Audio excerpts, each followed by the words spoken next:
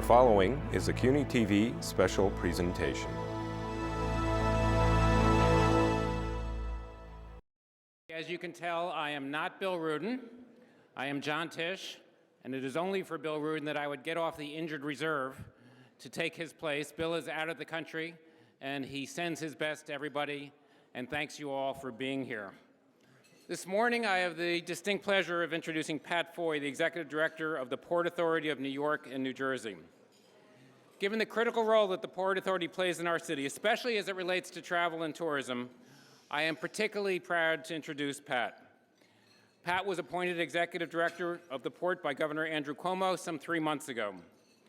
Prior to joining the Port Authority, Pat served as an economic development official in Nassau County and for New York State. Pat was also a mergers and acquisition partner at Skadden Arps and served as President and CEO of the United Way of Long Island. Today, with a weakened economy that continues to put substantial pressure on government budgets, more people are using the Port Authority facilities than ever before. Tourism is at an all-time high, with most visitors arriving through the region's airports. Millions of workers use the Port Authority's bridges, tunnels, bus terminals, ferries, and PATH trains every day. Our city relies on these facilities to remain accessible to workers, residents, and visitors, and we need to be sure that the Port Authority has the resources it needs to maintain and enhance their assets to serve the region's ever-growing needs.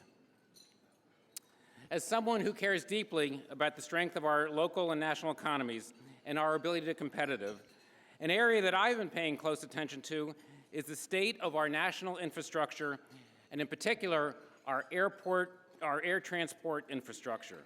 The success of many industries, not just travel, depends heavily on our ability to move people and goods quickly, efficiently, and reliably.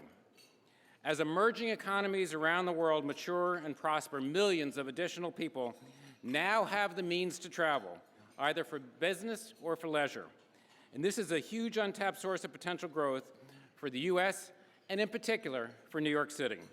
And we would benefit disproportionately as we are the country's #1 international tourism destination. New York City had another record year for tourism last year, and we welcome more than 50 million visitors. And they spent $32 billion and had an economic impact of about $48 billion and supported some 320,000 jobs in all 5 boroughs. So while the international travel boom should be good news for our city, it would also place even more demands on our air transit system. Sadly, as many of you saw, the New York Times ran a story over the weekend that declared that New York City's 3 airports and 1 in Philadelphia account for nearly half of the flight delays in our country. Travel delays and trips that never happen impact businesses across nearly every major economic sector. They sap productivity and represent billions of dollars in lost economic growth. In February 2009, the Partnership for New York City released a comprehensive study of the economic costs of our deteriorating air travel infrastructure. The report detailed the staggering economic losses suffered in New York City due to the congestion at the region's 3 major airports. According to the study, flight delays cost the regional economy $2.6 billion in 2008. By 2025, those losses are projected to reach a cumulative $79 billion annually. To be clear, these are issues that have existed for some time, and Pat is inheriting these issues. The aviation challenge is bigger than any one organization, one industry, or one level of government can meet on its own. Innovative public-private partnerships are needed to leverage resources and expertise in order to meet this challenge. The private and public sectors must also work together to rebuild public support for infrastructure investing by targeting taxpayer funds more effectively and increasing transparency and accountability. I'm happy to say that both Pat and ABNY and the ABNY community recognize the value of public-private partnerships, and I look forward to working with Pat on making sure that our city's infrastructure meets the demands of a 21st century economy. John, thanks for the introduction. A cursory review of recent news stories in the New York papers reveals a common theme. Start with the page 1 story this past Saturday. that John just referred to, that New York airports lead the league in delays across the nation. Another Times piece that same day reports that the Hudson River Park Trust is out of money and has been sued by Chelsea Piers to determine responsibility for tens of millions of dollars of repairs to the piers. Post story in the last couple of weeks reported on overruns at the World Trade Center. Steve Kuzo reports today on loading dock issues. Daily News article on MTA capital needs, and one from the Wall Street Journal about the Tappan Zee Bridge and how to pay for a new bridge to replace one of the most critical assets in the region, and the subject of discussion for the last 2 decades now. And of course, no news radio broadcast is complete without a report on the region's delays on the region's bridges and tunnels, including the Port Authority's Trans-Hudson bridges and tunnels, which are themselves aging. The common theme of all these reports, of course, is that government at all levels doesn't have the funding to meet all these capital needs, many of which require replacement and rehab of critical existing assets, and which have been delayed for far too long. Delays and transportation infrastructure failures and the economic and human cost they exact will worsen as the metropolitan area's population grows as expected, and more commuters use our bridges, tunnels, and airports, and the region's mass transit systems. That's especially the case as young people increasingly favor urban living. As Brooklyn becomes the new Hicksville and Queens the new Ronkonkoma, demand for mass transit and public infrastructure will grow even faster, and the cost of delay and inaction will only grow steeper.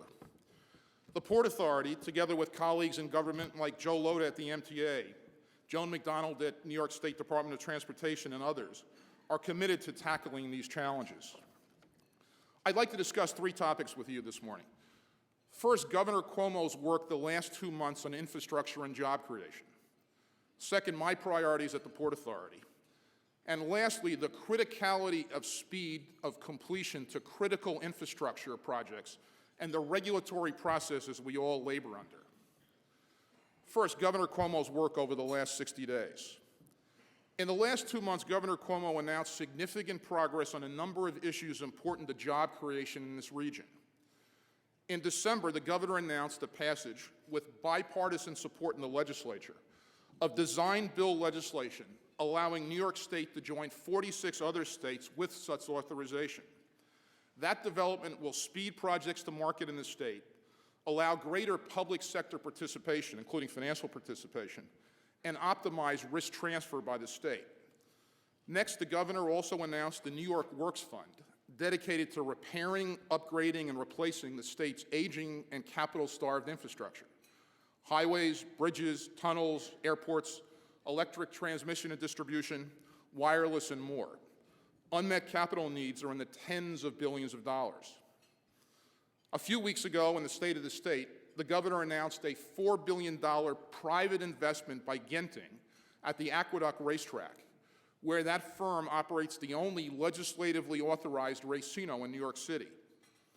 The proposed investment, subject to approval by the legislature and all regulatory authorities, will create the largest convention center in the country, 3.8 million square feet when completed, and 3,000 hotel rooms, and will be financed with private capital.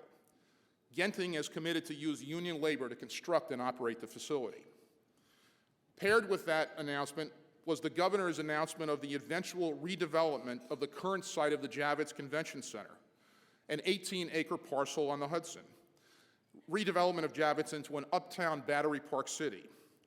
Redevelopment of Javits by private developers following a master plan developed by the state will generate at least another $2 billion in private investment. Now to the Port Authority. Last August, Governors Cuomo and Christie directed the Port Board of Commissioners to conduct a top-to-bottom review and audit of the port's operations and financial practices, including a review of the history of the World Trade Center site, estimated cost of completion, and schedule.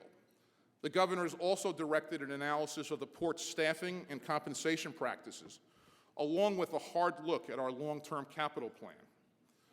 Port Chairman David Sampson, Vice Chair Scott Reckler, and Commissioners Jeff Linford and Pat Schuber are leading that review. The first phase interim report is expected shortly, to be followed by a final report by mid-year. I expect that report will lead to significant reforms in how the Port Authority operates. While it's early, my own preliminary conclusion, having been at the authority for just shy of 100 days now, is that over the last 10 years, the agency, which has a storied past and an exciting future, has experienced mission drift and a diversion of focus from its core mission. Here's where I think the Port Authority must go. First, we must complete the World Trade Center and honor our commitments made to downtown. Then we must redeploy wisely the resources the World Trade Center won't require going forward, what I call a peace dividend that the Port Authority will recognize beginning in 2013. In short, it's time for the Port Authority to return to its core mission, transportation infrastructure and economic development. Enormous energy and resources have been poured into rebuilding an agency over the last decade, which lost 84 people, including its executive director, Neil Levin, in the ashes of 9/11. The World Trade Center reconstruction has been the site and national symbol of that recovery. But with the 10th anniversary behind us and the approaching completion of the Port Authority's commitments to downtown, I believe the agency must refocus on its core mission. As components of the World Trade Center near completion starting in 2013, the Port Authority will realize a substantial peace dividend, just as our nation did when our troops left Vietnam in the 1970s. This World Trade Center peace dividend, which will be substantial, even after paying debt service on about $7 billion of debt incurred to fund construction at Ground Zero, will allow the Port Authority to return to its core mission, transportation infrastructure and economic development. Second, airports. John mentioned the article in Saturday's New York Times that I assume many of you saw. It was an important article. In the last several years, the region's three major airports, JFK, LaGuardia, and Newark, of course, have not received the attention or capital they need and deserve. The airports are huge economic engines, employ more than 500,000 people directly, generate more than $60 billion in annual economic activity, and are the first contact many international and domestic visitors have with the region. Mayor Bloomberg predicted that New York City would welcome 50 million visitors by 2013. The city actually realized that goal in 2011, as John just mentioned. Emerging middle classes in Brazil, China, India, and other countries will continue to drive increases in air travelers to our region.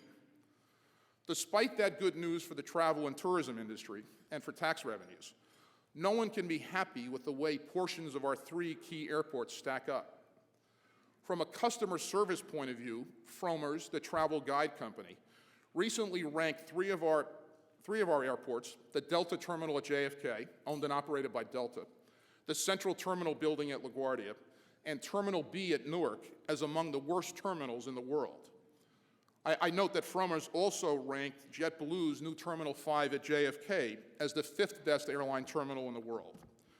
We recognize the need to improve our customer experience at, frankly, all of our terminals. Here's the long-term and short-term plan.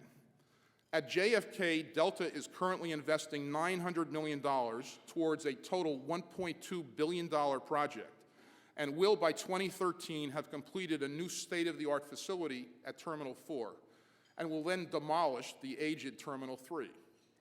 At LaGuardia, just last month, the Port Authority issued a request for information from airlines, builders, investors, financiers, and others for ideas how to design, build, and finance a new central terminal building at LaGuardia. Responses are due later today. The current central terminal building, built around 50 years ago, before the advent of modern jetliners, is too small, outdated, and doesn't satisfy the standards that modern air travelers require and expect. Following review of the RFI responses, we'll be working with our Board of Commissioners to develop a plan to invest billions of needed dollars at LaGuardia's Central Terminal building. At Newark, we plan to issue a separate RFI later this year for a new Terminal A. To provide near-term relief, this year the Port is spending $350 million on Terminal B. In the short term, I've asked the aviation team at the Port, led by Susan Baer, to come up with a plan within 90 days to begin to address customer service issues today. Finally, to help address the long-term capacity and delay issues in the region, we need help from the federal government and the airline industry. On this issue, I ought to note that Congressman Nadler and Congresswoman Maloney have been leaders for years in advocating for proper levels of federal infrastructure funding for the region, and we owe them our thanks. Susan Baer, who runs our aviation operations, was quoted in the Times this weekend that the average taxi cab in Manhattan has more sophisticated GPS technology than is being used by the FAA and airline industry today. Sadly, that's true. But there's a technology solution in sight. Next-gen technology, if adopted by the FAA, could have a dramatic impact in lessening congestion in our skies. Next-gen is a long-planned, since 1993, long-discussed satellite-based technology that will allow safer, more efficient use of scarce resources, our congested airspace, by more precisely locating and routing aircraft. We at the Port Authority have already taken many steps ourselves, including building high-speed taxiways and putting in ground metering procedures to alleviate congestion. And we are advocating to the FAA that next-gen technology be initiated here in our region first. As the Times noted, our three major airports, together with Philadelphia, account for fully half of all delays in the country. To paraphrase the old song, if you can fix it here, you can fix it anywhere. Third, as Governor Cuomo and Christie mentioned in their State of the State addresses, the unmet capital needs of the region are measured in tens of billions of dollars. And we all know that governments at all levels are broke and taxpayers exhausted. So part of the answer will be smart use of private capital where it makes sense. The private sector can provide capital, best practices from people who risk their own money, and can accept project development, construction, and completion risk from the private sector. Now, I recognize, as Nicole Galinas points out in the Post today, that governments can borrow cheaper than even the best private sector credit. And if access to low-cost capital were the end of the analysis, there would be no role for private capital in the public square. But it's not. The private sector is generally more efficient than the public sector, has valuable real-world experience with best practices on large construction projects, and can absorb risk on large projects in a mutually advantageous manner, such as relieving the private sector of schedule delays and cost overruns that seem to plague so many government construction projects. The Port Authority has recent real-world experience with the best of the private sector at the World Trade Center. The investment by the Durst Organization in One World Trade Center and the expected investment by Westfield, the international retail operator, in World Trade Center retail have been important to realizing greater value from the World Trade Center asset. The Port Authority will be a leader in public-private partnerships, as it was on Terminal 4 at JFK in the 1990s. Here's one example, one critical current Port Authority bridge project where private capital will likely play a large role. The Goethals Bridge connecting Staten Island and New Jersey was opened in 1928, is now over 80 years old, and is the oldest and most constrained facility on a critical interstate highway corridor, carrying over 70,000 vehicles each weekday. With two narrow, 10-foot substandard lanes each way and no shoulders, the Goethals does not meet current highway safety and engineering design standards. The final environmental impact statement and record of decision, completed in 2010, the second final EIS for this project, by the way, determined that the Goethals is functionally and physically obsolete. The Goethals team at the Port Authority is currently working and obtaining proposals from 3 previously qualified developer teams to design, build, finance, and maintain a new replacement bridge under a public-private partnership model. When Goethals construction begins, expected in 2013, 5,000 construction job years will be created, plus thousands of other direct jobs. To be clear, we aren't privatizing the bridge. The PA will continue to operate and control and collect tolls on the bridge. The successful developer team will design, build, and maintain the bridge for 35 years in exchange for fixed payments from the port. This approach will, we believe, lower costs and transfer risk to the developer and speed delivery of this critical project. U.S. DOT has allocated $500 million of TIFIA financing to the Goethals project. At the request of the governors, the Goethals team has set as its goal taking 6 months out of the scheduled completion date, which had been scheduled for the first quarter of 2017. In addition to employing private capital, techniques like tax increment financing, a terrible name by the way, have raised billions of dollars for public infrastructure around the nation, but small amounts in New York State. I'll spare you the technical deficiencies with the current TIF law in the state of New York, but reform of the statute, which has been proposed for some number of years now, would allow substantial amounts to be raised for long-lived infrastructure assets without burdening today's stretched taxpayer. TIF allows expected future increases in property and other taxes to be used to finance debt service to build public infrastructure today. Now, a brief word about the World Trade Center. I mentioned earlier the ongoing special committee review. The special committee retained Navigant, the leading consulting firm, and Rothschild, the international investment banking firm, as advisors. Navigant in particular is focused on the World Trade Center's costs and exposures. One World Trade Center is owned by the port in partnership with the Durst Organization, as I mentioned. Steel is in place up to the 90th floor, and 3,500 construction workers are on the site each day. The building, which is scheduled to be completed in the fourth quarter of 2013, is nearly 60% leased. As you know, Condé Nast headquarters will be located at One World Trade Center, and the Van Tone China Center will have its headquarters there as well. We expect to enter into a joint venture with Westfield, a world-class retail manager, to operate the more than 400,000 square feet of prime retail space at the World Trade Center. Last week, we issued an RFP for a private developer to develop and operate an observation deck, which frankly we think will be the best in the world, atop One World Trade Center. Finally, I want to talk about the importance of speed of completion. Our country, our region, including the Port Authority, are not quick enough. We're just not. That reality is costing our nation's economy plenty at a time our competitors for economic supremacy are faster than we are. Specifically, delays are a major problem in addressing our infrastructure needs. More specifically, there is a huge problem when some of the main projects before us are simply replacing an existing bridge with a new bridge, such as the Goethals or the Tappan Zee, or raising the roadway of an existing bridge, as in the case of the Bayonne Bridge. Why does an EIS for a replacement bridge take 10 years and tens of millions of dollars to complete? While understandable for, say, a new coal-burning power plant on a pristine mountain lake, it's not understandable for review of the rehab, replacement, or raising a roadway of an existing public infrastructure. It just doesn't make any sense. If we believe that the infrastructure projects we all work on are important, if we believe that the current and future prosperity of the region are dependent on their rapid completion, if we believe, as we all do, that unemployment is too high, and that current levels of unemployment in the construction trades are far too high, then we must work together to move these projects forward more quickly.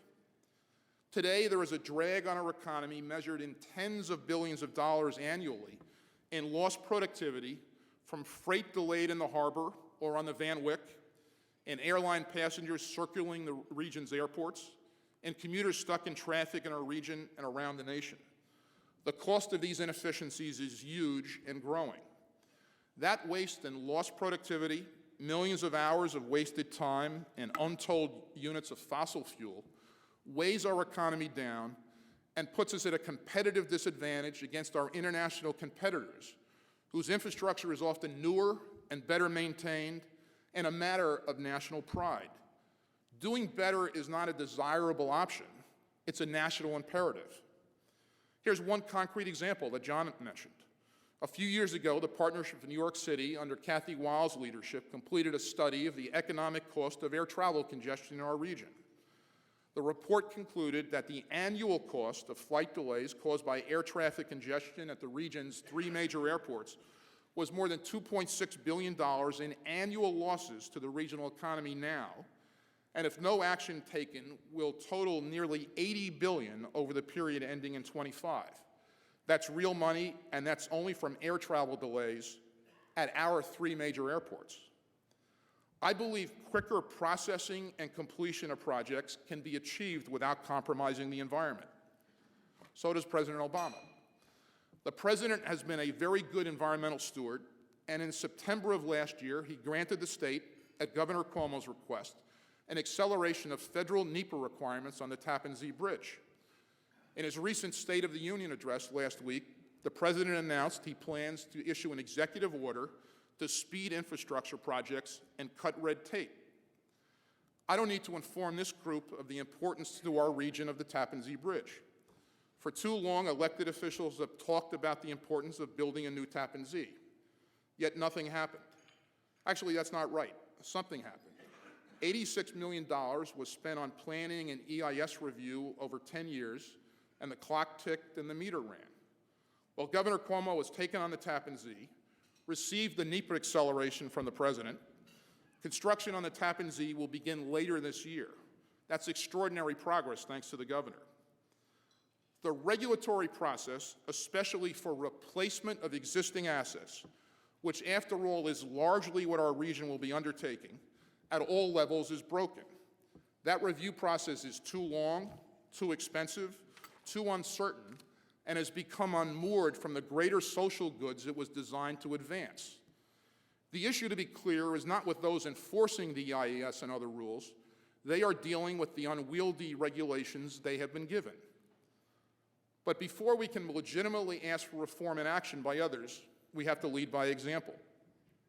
At the Port Authority, we too have way too much process. I recognize that each rule, form, procedure, protocol, reason for delay was installed for the best of reasons. Avoiding waste, fraud, and abuse, providing transparency, allowing public input, and mostly to avoid mistakes and errors in judgment. The price, however, of excess process is delay and higher soft cost and capitalized interest. Well, with humans involved, mistakes are inevitable. Even if an issue is studied for 10 or 12 years, mistakes occur. Frankly, 10-year reviews engender their own class of errors. Circumstances change, staff retires or moves on, focus is lost, missing creep occurs, and all the while projects and the jobs they create fall one after another by the wayside. So as part of the special committee process, we are reviewing at the Port Authority the entire organization. I've issued a challenge goal to my colleagues at the Port of taking 25% of the cost and 25% of the time for regulatory review out of each of our projects. I think we can do that. I know we can do better. The Board of Commissioners and every person at the Port Authority is committed to that. I'll end with a quote from Dr. King, whose birthday we celebrated earlier this month. I acknowledge Dr. King wrote these words in the midst of the fight for civil rights in the 60s, but they are applicable too to the issue of how we drive economic prosperity through the region by getting major public works projects moving again with a sense of urgency. Dr. King said, "We are now faced with the fact, my friends, that tomorrow is today. We are confronted with the fierce urgency of now." Great phrase. In this unfolding conundrum of life and history, there is such a thing as being too late. Over the bleached bones and jumbled residues of numerous civilizations are written the pathetic words, "too late." Let's heed Dr. King's words and find ways for the public and private sectors and organized labor to work together to advance critical projects to completion with greater dispatch and certainty. Thanks for the opportunity to speak this morning.